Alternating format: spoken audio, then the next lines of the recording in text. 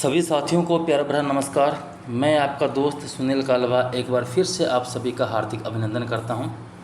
साथियों, DSSB drawing teacher की state series में आज हम 9वीं क्लास पढ़ने वाले हैं और हमेशा की तरह इसके अंदर भी 80 महत्वपूर्ण प्रश्न हैं जो आपकी आगामी होने वाली परीक्षा के लिए काफ़ी महत्वपूर्ण सिद्ध होंगे। तो चलो शुरू करते हैं आज अपनी क्लास। पहाड़ी कला का चरमोत्कर्ष है, यानी पहाड़ी कला जो है उसका सबसे उत्कर्ष केंद्र कौन सा है? तो उसका उत्कर्ष केंद्र आपका कांगड़ा शैली है। पहाड़ी स्कूल की चित्रकारी राधा की प्रतीक्षा करते कृष्ण किस पुस्तक से प्रेरित है? राधा की प्रतीक्षा करते हुए कृष्ण जो है कौन सी पुस्तक से प्रेरित चित्र है? तो ये आपका चित्र जो है गीत गोविंद से है। ऑप्शन नंबर 2 आपका सही उत्तर होगा। इनमें से किस कलाकार ने स्वास्थ्य रिश्ता चित्र बनाया था? तो ये चित्र बनाने वाले कलाकार आपके अनुपम सूद है। भारत माता व संध्या दीप किसने चित्रित किया है? तो ये चित्र बनाने वाले व्यक्ति आपके अवनींद्रनाथ टैगोर है।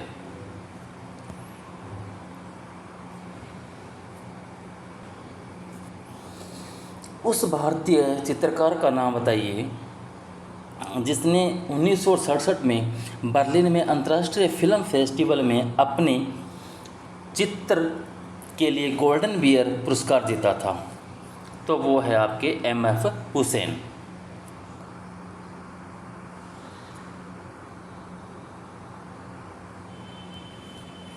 चित्रकारों के बड़ौदा समूह के संस्थापक कौन हैं?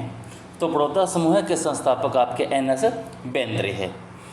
नीचे वर्णित किस राजस्थानी शैली में अधिकांश बाघ और सिंह पाए जाते हैं?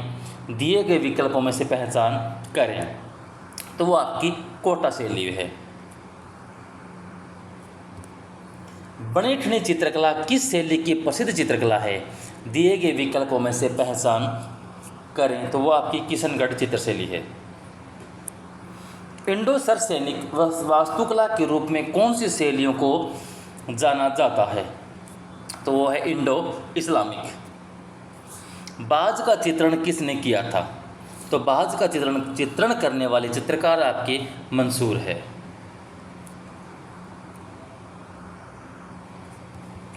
राजस्थानी लघु चित्र शैली का सुस्पष्ट या सादृश्य मूलक रूप हमें सर्वप्रथम की पांडुलिपि में देखने को मिलता है।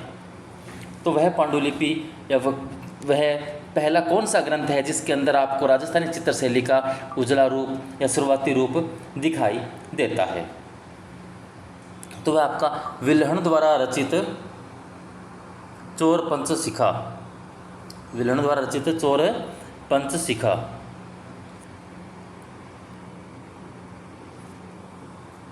रूप जो शक्ति, स्थायित्व तथा एकता दर्शाता है वह है, तो वह आपका आयताकार है। मिर्ज़ा नूरुद्दीन बेग मोहम्मद खान सलीम को शाही नाम से जाना जाता है। तो वो आपके जहांगीर है। अमृता शेरगिल का भारत आगमन पर प्रभाव पड़ा। तो अमृता शेरगिल का भारत आगमन पर अजंता चित्रों का प्रभाव पड़ा था। बर्लिन महोत्सव का गोल्डन बियर अंतर्राष्ट्रीय पुरस्कार किस भारतीय चित्रकार को मिला? MF हुसैन को मिला।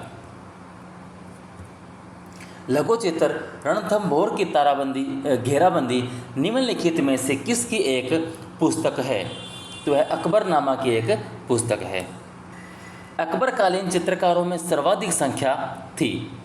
तो सर्वाधिक संख्या हिंदू चित्रकारों की थी। अमृता शेरगिल की मृत्यु किस शहर में हुई थी? अमृता शेरगिल की मृत्यु जो आपकी लाहौर के अंदर होती है। बुडापेस्ट में तो इनका जन्म होता है और यहाँ लाहौर में इनकी निधन होता है। निम्नलिखित में से कौन भैंसों के चित्रकार के रूप में जाना जाता है? तो भैंसों के चित्रकार के रूप में आप परमानंद चोयल या PN चोयल को जाना जाता है। ये राजस्थानी मूल के कलाकार हैं।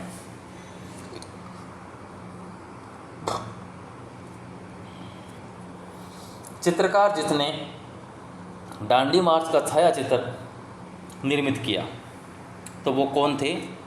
नंदलाल बोस। निम्नलिखित में से कौन सा अकबर के शासनकाल से नहीं है?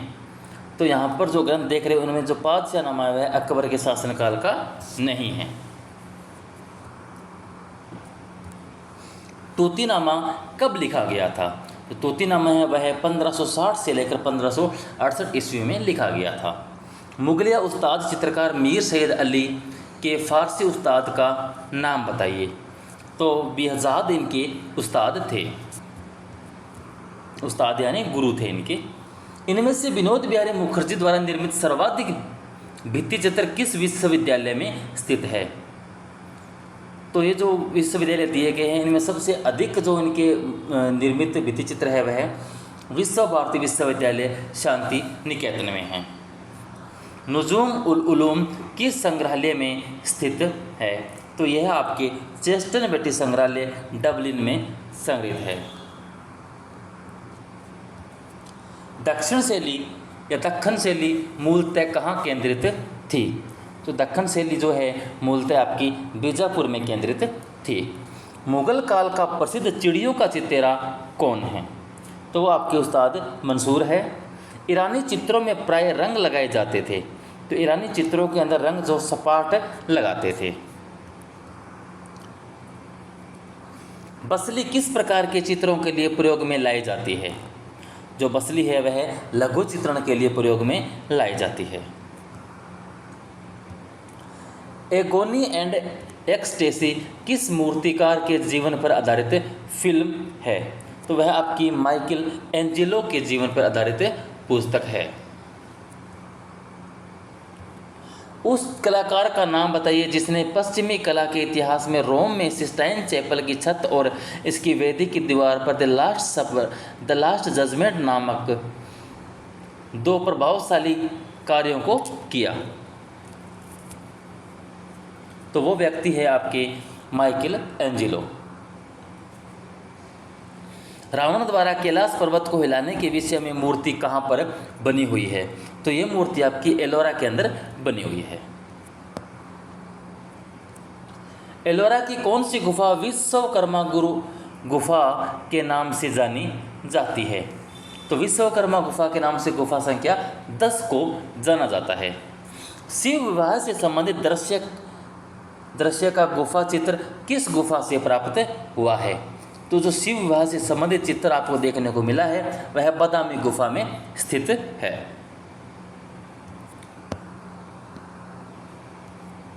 आधुनिक चित्रकार निम्नलिखित में से एक के प्रति बहुत सचेत है।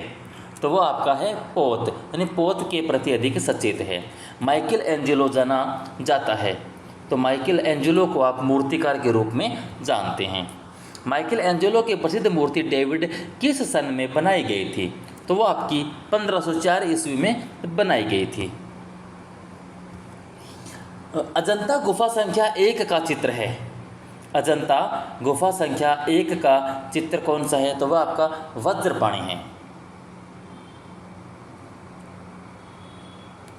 अधिकांश अजंता गुफाओं को कब चित्रित किया गया था? नीचे दिए गए विकल्पों से पहचान करें। तो वो महायान काल में चित्रित किया गया था। अजंता की वे कौन सी गुफाएं हैं जिनमें आज भी चित्र मिलते हैं? तो वो गुफा संख्या 1, 2, 9, 10, 16, 17 व 6। ऑप्शन नंबर आपका सी सही उत्तर होगा। मुख्य रूप से 1, 2, 9, 10, 16, 17 के अंदर है, लेकिन कुछ चित्र गुफा संख्या 6 में भी देखने को मिले हैं और एक गुफा संख्या 26 के अंदर मूर्ति शिल्प देखने को मिला है। तो ऑप्शन में अगर 6 और 26 भी दिखाई देते हैं तो वो भी आपका सही उत्तर माना जाता है। और वरना मुख्यतः या अधिकतम बात करें तो केवल 6 ही गुफाएं हैं, 1, 2, 9, 10, 16, 17। अनेक विद्वानों ने अपभ्रंश शैली को विविध नामों से संबोधित किया है जो इस प्रकार है। पाल शैली, पश्चिमी भारतीय शैली, गुजरात शैली, जैन शैली। ये नहीं है।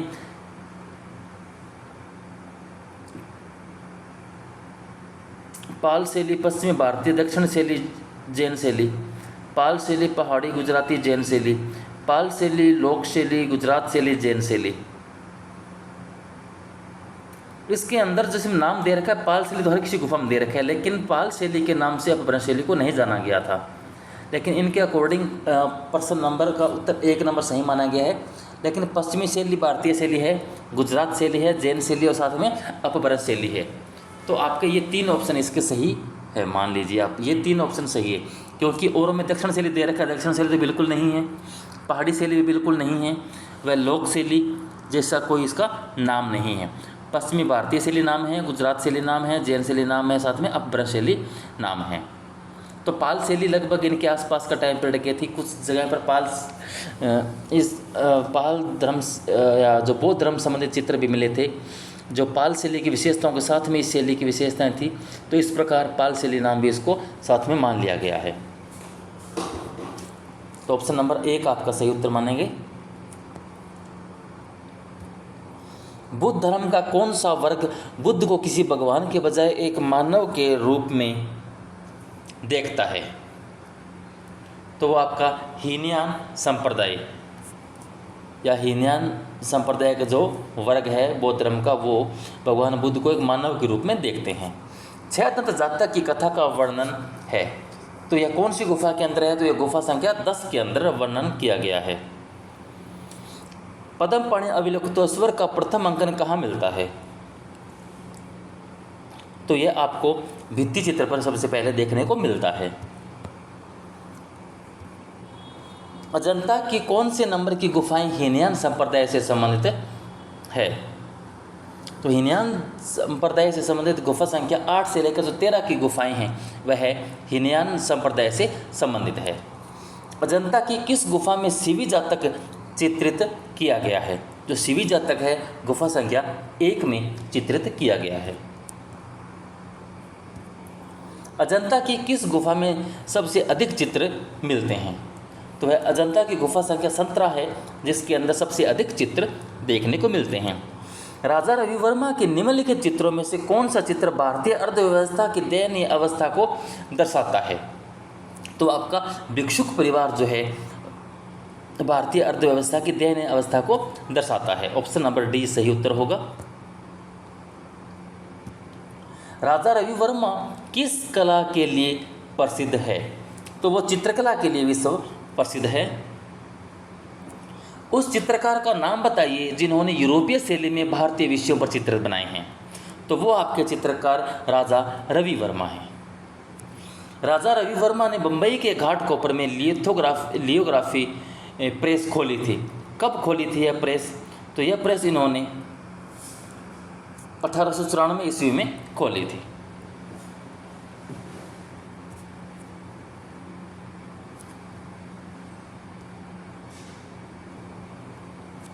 भारतीय चित्रकार का नाम बताइए जो यूरोपीय शैली से प्रभावित हो। तो इसके अंदर भी आपका सही उत्तर होगा राजा रवि वर्मा। सिंधु घाटी सभ्यता के उत्कृष्ट अवशेषों में व्यापक विस्तार में मिले अवशेष किसके हैं? तो आपके सुव्यवस्थित नगर योजना के हैं। असित कुमार हलदार ने जोगीमारा गुफा के चित्रों की अनुकृति कब की थी? तो उन्होंने 1914 ईस्वी में अनुकृति की थी। गुप्त सिक्कों का पहला संग्रह कहाँ पाया गया था? तो गुप्त सिक्कों का पहला संग्रह आपका कालीघाट में पाया गया था। अशोक के पोते दशरथ ने इनमें से किस गुफा का निर्माण करवाया था? तो उनके पोते जो दशरथ है उन्होंने गोपिका गुफा का निर्माण करवाया था। सांची के कितने तोरण द्वार है? सांची जो है वह सांची का जो स्तूप है उसके कितने तोरण द्वार हैं? तो वहाँ पर उनके 4 तोरण द्वार दिए गए हैं। 4 दिशाओं में 4 तोरण द्वार है। बुद्ध की मानवीय रूप में प्रतिमाएं चित्र में प्राप्त होती है, यानी मानवीय रूप में जो प्रतिमाएं हैं वह किस संप्रदाय में प्राप्त होती है? तो आपकी महायान संप्रदाय में प्राप्त होती है।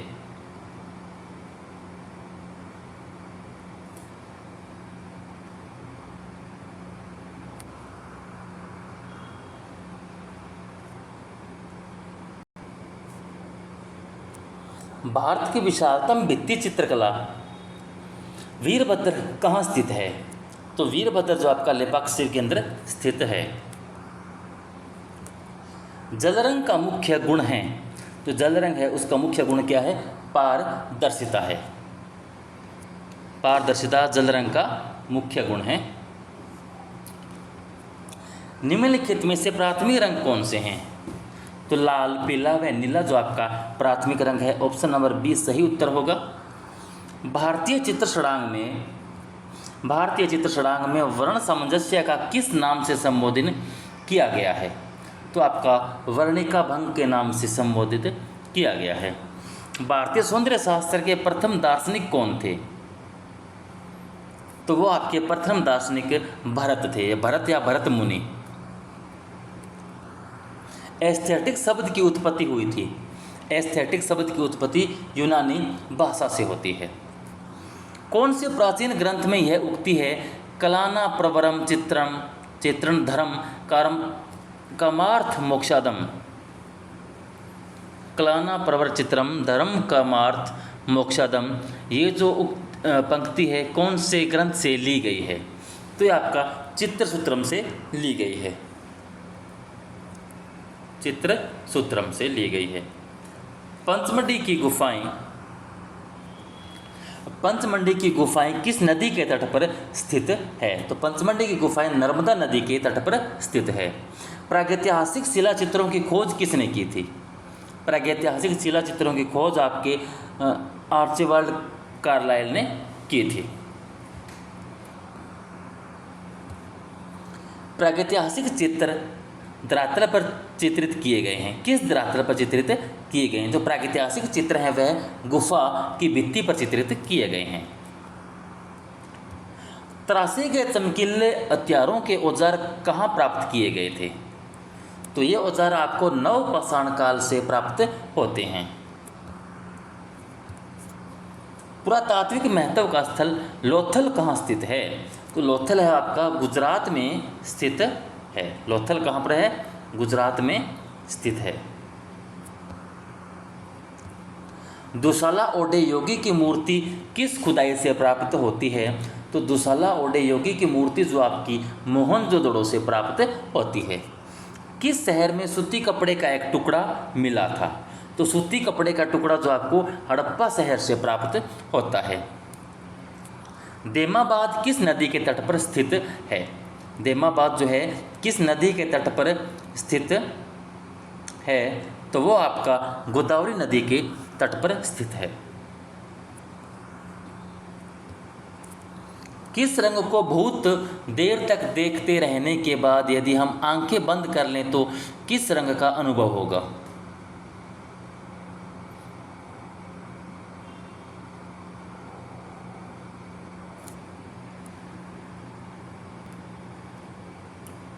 प्रश्न फिर से देखिए।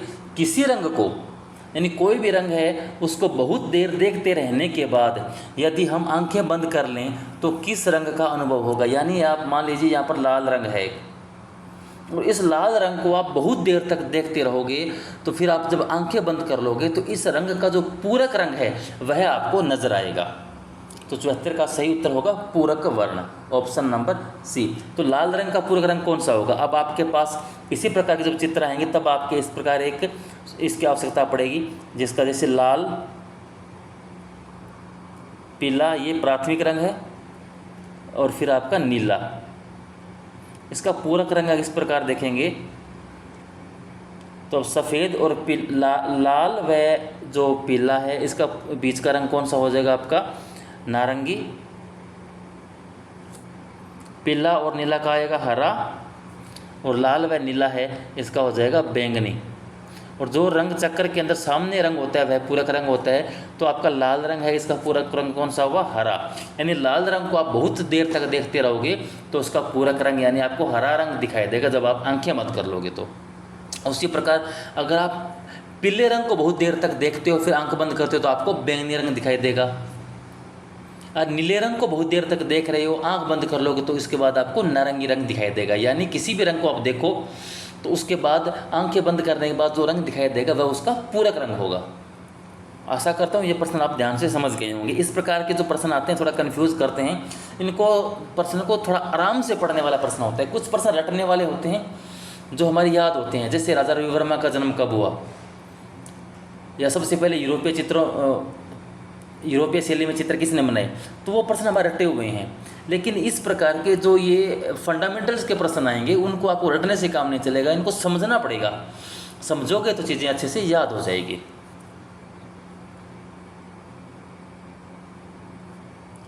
विखंडीय इंद्रधनुष के रंगों का सही क्रम कौन सा है? तो इंद्रधनुष है, उनका सही रंग कौन सा है?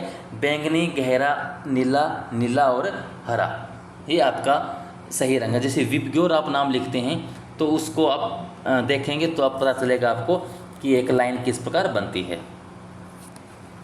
अनुरंकन में कितने विस्तार दिखाई देते हैं? अनुरंकन के अंदर आपको कितने विस्तार दिखाई देते हैं? तो वहाँ पर 2 विस्तार दिखाई देते हैं, यानी लंबाई और चौड़ाई पर ज़्यादा ध्यान दिया जाता है। यहाँ पर गहराई नहीं देखी जाती, सिर्फ 2 आयामों पर दिखाई देने हैं आपको काम करना होता है अनुरंकन यानी रेंडरिंग के अंदर। एक समय में घन की कितनी सतह देखी जा सकती है? तो एक समय के अंदर घन की 3 सतह देखी जा सकती है। पोत क्या है? तो पोत आपका धरातल का गुण है। सिंधु घाटी सभ्यता में मोहरों का क्या उपयोग होता था? तो सिंधु घाटी सभ्यता के अंदर मोहरों में व्यापार के लिए उपयोग करते थे। नगरीय सभ्यता का प्रथम उदाहरण कहाँ से मिला है? तो नगरीय सभ्यता का प्रथम उदाहरण आपको मोहनजोदड़ो व हड़प्पा से मिला है। तो दोस्तों आज के लिए बस इतना ही। कैसी लगी आज आपको क्लास? अगर मेरी क्लासेस आपको पसंद आ रही है तो प्लीज़ मेरे चैनल को सब्सक्राइब करें, अपने दोस्तों को शेयर करें, पढ़ते रहें, मस्त रहें। धन्यवाद।